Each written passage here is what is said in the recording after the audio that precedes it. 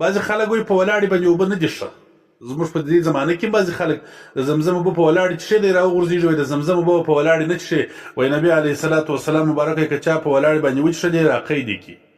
صاحب هلته نورلیزه کې وګوره دغه راقیه کېدل زموږ تاسو فقها مبارکان لیکي چې راقیدې کې اوس دلته نور د محدثینو حوالې هم درکړم دا هغه د زمزم څخه غیر نورې اوبه دي دا د اوداسه د اوبو څخه غیر نورې اوبه دي هغه هم دغه امر چې نبي کریم صلی الله علیه وسلم کړی یا نهي کړي دي دا طبي نهي دي هلته نورلیزه کې په تورې کې وایي دیني نه دي په دې ځای هم سر خلاص. السلام علیکم ورحمة الله. د ملګري پوښتنه کړې ده چې حاجان صاحبان را روان دي مبارکې اوبه د زمزم راوړي نو که موږ ته د زمزم د اوبو د څښلو طریقه او آداب راوښیه چې د زمزم اوبه باید څنګه وڅښل سي په ناسته که په ولاړه او کم آداب دي کمې دعاګانې دي کمه یې طریقه د څښلو ده آیا د زمزم اوبه راوړل د سعودي څخه ودلته دا طریقه څنګه ده د حاجان مبارکان چې راوړي نو جواب دا دی ربي سلم. د زمزم مبارکې اوبه چې د مځکې پر سر باندې د دې مشرفې او مبارکې اوبه نسته د حاجانو صاحبانو دپاره د سعودي څخه خپلو وطنو ته راوړل دا سنت طریقه ده د حبیب علیه السلام. نبی اکرم صلی الله علیه وسلم چې کله به ولاړی پخپله به یې هم د حج څخه د مکې مکرمې څخه اوبه مدینې منورې ته وړلې. امام سیوطي رحمه الله روایت نقل کی کان یحمل ماء زمزم حبیب علیه الصلاة والسلام مبارک پخپله هم اوبه د زمزم وړلې. جامع صغیر حدیث دی لاندې فیض القدیر کې علامه منایو ورته لیکي من مکه الى المدینه ويهديه لاصحابه وكان يستهديه من اهل مکه فيسن فعل ذلك. خپله یې هم نبي علیه السلام د مکې مکرمې څخه مدینې منورې ته د زمزم اوبه وړي دي بیا یې صحابو ته ورکړي دي او د مکې مکرمې د مدینې منورې څخه د مکې مکرمې څخه راغوښتې هم دي د بل چا په واسطه باندې نو فعل یې هم سنت دی وړل یې خپله هم سنت دی او راغوښتل یې هم سنت دی. ملا علي قاري رحمه الله مرقات کې لیکي واما نقل ماء زمزم للتبرک به فمندوب اتفاقا. د زمزم اوبه د تبرک دپاره د یوه ځای څخه بل ځای ته وړل دا په اتفاق سره سنت دی مستحب کار دی مندوب دی لأنه صلى الله عليه وسلم استهداه وهو بالمدينة من سهيل بن عمرو عام الحديبية. حضرت حبیب صلی الله علیه وسلم مبارک د سهیل ابن عمرو څخه د حدیبیې په کال باندې غوښتنه وکړل ور ماته د زمزم اوبه راواستوه هغه بیا 2 ژان ور ډک کړل ور یې وړلې نو بل چاته آل کول چې ماته زمزم اوبه راوړه خپله راوړل دا سنت طریقه ده.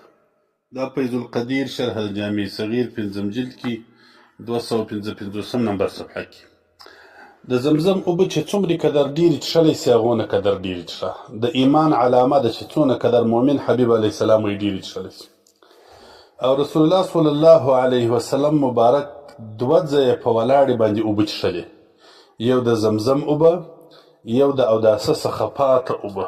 زموږ تاسو فقها مبارکان هم لیکي نور الایضاح په تورو کې لیکي چې د اوداسه پاته اوبه او د زمزم اوبه دا به سړی په ولاړې باندې حدیث مبارک مشکات شریف کې کتاب الاطعمه باب الاشربه په دې کې 4 و 5 نمبر احادیث مبارکان دي. حدیث کې راځي وعن ابن عباس رضی الله تعالی عنهما قال أتيت النبي صلى الله عليه وسلم بدلو من ماء زمزم فشرب وهو قائم متفق عليه. امام بخاري رحمه الله دا حدیث نقل کړی امام مسلم رحمه الله نقل کړی. حضرت عبدالله ابن عباس رضی الله تعالی عنهما وایي ما حبیب علیه السلام ته د زمزم د اوبو یو سولاغه راوړله مبارک علیه السلام په ولاړې باندې دا اوبه وڅښلې د زمزم نو د زمزم اوبه په ولاړې باندې څښل دا د رسول الله صلی الله علیه وسلم سنت دی مخ پر قبله باندې په ولاړې باندې به سړی څښي. دغه رقم د اوداسه صفاته اوبه یو سړی په یو شي اودس وکړي په یو ګډوه و یو چاودي شو یو شي باندې هر شي باندې چې اوبه پاته سولې یو څه په لاس کې راواخیستلس کې ولاړ سي مخ پر قبله باندې ودرېږي وي چې دغه سنت دی په ولاړې باندې. په دغه مشکات شریف کې بیا د بخاري شریف په روایت باندې 2 حدیث داسې راغلی وعن علي رضي الله عنه أنه صلى الظهر ثم قعد في حوائج الناس برحبة الكوفة حتى حضرت صلاة العصر ثم أتي بماء فشرب وغسل وجهه ويديه وذكر رأسه ورجليه ثم قام فشرب فضله وهو قائم. حضرت علي کرم الله وجهه هغه مبارک کوپه کې ناستو، مازدیګر د لمانځه وخت راغی، اوبه ورته راوړل شولې او داسې وکړي باره ولاړ سو، په ولاړې باندې اوبه وڅښلې. ثم قام فشرب فضله وهو قائم، دا اوداسه د اوبو څه چې پاته اوبه وې ولاړ سو، په ولاړې وڅښلې. ثم قال بیا حضرت علي کرم الله وجهه صحابو ته مخ راواړوي ول ان ناسا یکرهون الشرب قائما، بعضې خلک وایي په ولاړې باندې اوبه نه دي ښه. زموږ په دې زمانه کې بعضې خلک د زمزم اوبه په ولاړې څښي دی راوغورځېږي، وایي د زمزم اوبه په ولاړې نه څښي، وایي نبي علیه الصلاة وسلام مبارک یې که چا په ولاړې باندې وڅښلې راقی دي کي. صحیح هلته نورلیزه کې وګوره دغه راقی کېدل د زموږ تاسو فقها مبارکان لیکي چې راقی دي کې. اوس دلته نور د محدثینو حوالې هم درکړم، دا هغه د زمزم څخه غیر نورې اوبه دي، دا د اوداسه د اوبو څخه غیر نورې اوبه دي. هغه هم دغه امر چې نبي کریم صلی الله علیه وسلم کړی یا نهي کړي دي دا طبي نهي دي. هلته نورلیزه کې په تورې کې وایي دیني نه دي، په دې ځای هم سر خلاص کړه، طبي دي دیني نه دي.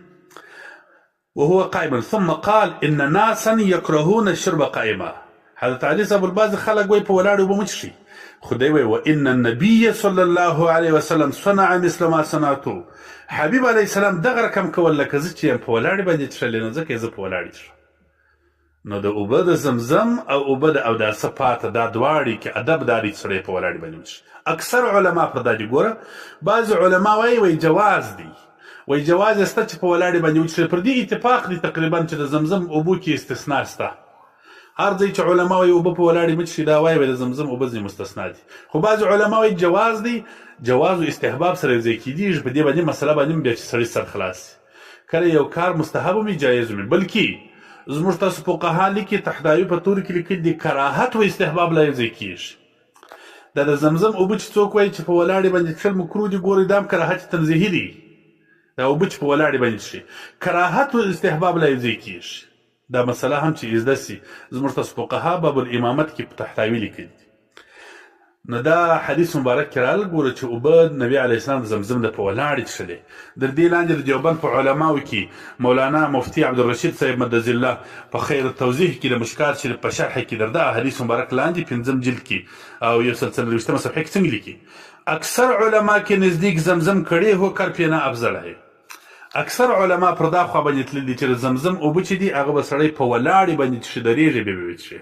همدغه رقم مولانا عبدالحق دهلوي رحمه الله محدث دهلوي مولانا عبدالحق لمعات التنقیح د مشکات شریف په شرح کې هغه مبارک هم دا خبره دغسې لیکلې د 6 جلد کې او 303 صفحه کې دا حدیث مبارک چې راسي چې اتیت النبي صلی الله علیه وسلم بدلو من ماء زمزم فشرب وهو قائم متفق علیه. د حضرت عبدالله ابن عباس رضی الله عنه مبارک دا روایت چې نقل کی چې ما نبی علیه السلام تر زمزم اوبه راوړلې هغه په ولاړې باندې وڅښلې. دی لیکي وایي کوم حدیث مبارک کې چې راغلي دي چې د زمزم اوبه به په ناستې څښې، د عامې اوبه چې راغلي دي چې نبي صلی اوبه په ناستې څښې. لا یشربن احد منکم قائما فمن نسي منکم فلیستقي د مسلم شریف روایت چې دی. دی وایي هذا مخصوص بماء زمزم. دا حدیث مبارک دی دا راخاص شوی دی په ما د زمزم سره هغې ورلره مخصص دی. وقد ثبت في السنة ذلك. حدیث مبارکانو کې دغه ثابت دی چې د زمزم اوبه په ولاړې باندې څښي. زموږ تاسو فقهاو کې علامه شامي رحمه الله سنن د اوداسه چې ذکر کوي دوري مختار او رد المحتار دواړو کې علامه حسکفي او شامي دواړو اول جلد کې 95 صفحه کې بار لیکي وان يشرب بعده من فضل وضوئه. اوداس چې دی وکړي د اوداسه وروسته هغه پاته اوبه چې دی هغه وڅښه کماء زمزم دا رقم یې وڅښه لکه د زمزم اوبه. دا سنت دي. څنګه وڅښه؟ مستقبل القبله قائما، مخ پر قبله باندې ودرېږه، مخ پر قبله باندې په ولاړې ودرېږه. دا دوري مختار دی د حسکفي رحمه الله. لاندې علامه شامي رحمه الله ورسره لیکي وایي التشبیه في الشرب مستقبلا قائما لا في كونه بعد الوضوء. تشبیه په دا ځای کې ده لکه زمزم هم په ولاړې باندې څښل سنت دي، د دې دم په ولاړې څښل د اوداسه ده، او د زمزم د مخ پر قبله د اوداسه د مخ پر قبله. او څوک چې بیا وایي بیا داسې وروسته پسې لیکي او قاعدا وفيما عداهما يكره قائما تنزيها. څوک چې وایي په ولاړې اوبه څښل مکروه دي، هغه هم د دې لیکي چې دا مکروه تنزیهي، خو هغه د زمزم هغې نه، د زمزم څخه غیر نور وخت کراهت هم تنزیهي دی. نور وخت په دې کې اتفاق دی چې د زمزم په هغې کې کراهت نشته، په دې جواز کې اتفاق دی. ما درته ویل خو استحباب حبیب علیه السلام په ولاړې څښلي دي، ته هم په ولاړې وڅښه. امام عبدالغني نابلسي رحمه الله قول د دې على مشامي نقل کوي، هغوی زه چې ناجوړی سم د اوداسه اوبه په ولاړې وڅښم، الله تعالی مې جوړ کړي. ځکه یو حدیث کې راځي چې سړی د اوداسه صفاته اوبه په ولاړې باندې وڅښي د 70 مرضو شفا ده، د دې على مشامي رد المحتار کې په دغه ځای کې لیکي. نو د دې قول د اتباع د حبیب علیه السلام په خاطر چې نبی علیه السلام څښلي دي، دی مبارک وایي زه هم وڅښم، الله تعالی ماته شفا راکړي. لهذا د اوداسه اوبه او د زمزم اوبه په ولاړې مخ پر قبله څښل دا سنت او مستحب عمل دی. په ولاړې باندې څښي. زه کله کله خلکو ته وایم، زه چې خپله حاجیانو صاحبانو ته ورسم اوبه په ولاړې څښم، ودرېږم او بیا مخ پر قبله ودرېږم، درود شریف ووایم، اللهم صل اللهم بارک ووایم، بیا مخ پر قبله باندې ودرېږم، بیا د زمزم اوبه وڅښم. بیا خلکو ته وایم، دا اوس هم حاجیانو ته ورغلی وم ورته ویل مال پخوا باندې دا په ولاړې مخ پر قبله باندې اوبه څښل دا یو مستحب کار و، خو اوس چونکې دغه مذبذبه خلک پیدا سول چې دا خلکو ته شکوک شبهات وه چې د زمانو اوس مسلمانانو په ولاړې څښلې، خو نن د روابیانو د طبیعت خلک د هغوی یو څه د لار پاکوونکي خلک هغو ته د جاروکش خلک پیدا سوله، خلکو ته اوبه په ولاړې باندې مه څښئ، وایي دا په ولاړې نه دي سنت، ولاړې اوبه نه دي سنت. زور ته هم اوس ضروري سوي دي، ځکه علامه شامي رد المحتار کې را کتاب طهارت پر مقدمه کې لیکي وایي یو مباح کار چې کله یو ګمراه مخالفت کوي بیا هغه ضروري ګرځي، بیا پر هغه باندې ثواب پیدا کېږي. دا هم پر مقدمه کې لیکلي دي کتاب طهارت. نو یو کار چې مباح هم وي خو چې خلک یې مخالفت وکړي، یو ګمراه فرقه، بیا هغه یو څه فضیلت پیدا کوي. زمزم اوبه خو په د سره څه فضیلت لري چې په ولاړې سړی وڅښي، اوس چې واحد طبیعته خلک یې مخالفت کوي باید چې په ولاړې باندې وڅښي. زمزم اوبه په ولاړې څښي.